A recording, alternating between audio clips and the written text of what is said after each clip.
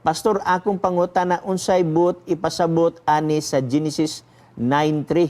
Gibutang man diri nga ang tanan nga mananap makaon og ngano naa may bawal nga baboy nga tanan.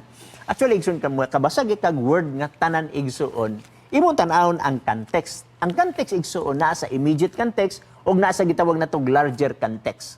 Kung yung gikag larger context igsoon, imo na siyang tan-awon ang ubang nga kapitulo aron dili magka-konflikto.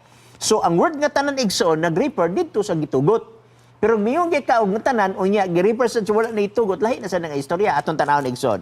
Ang imong nga bersikulo dinhiman sa Genesis kapitulo 9 sa bersikulo 3 nagingon dinhi sa 9:3. Ang tanang butang nga nagalihok nga buhi mahimong kalanon alang kaninyo ingon sa mga utanon o sa balili, gihatag ko kaninyo ang tanan. So, naghatag example, ingon sa utanon.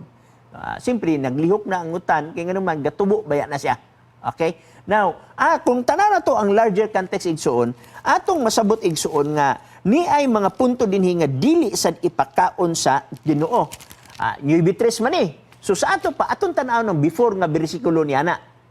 9, arita sa city. Genesis City, nagingon.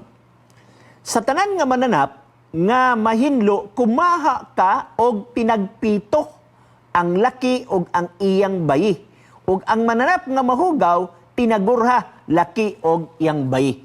So, imo makita nga gideklarar na dinhi nga nay mananap nga mahugaw. Kung gikaon nila itong mahugaw, ang isa lang, di na mudaghan. Panaytang baboy.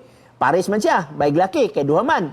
So, hugaonon ng laki, di na mudaghan ang baboy nga bayi. No? Bino natay color atong dawaton ang ikaduha na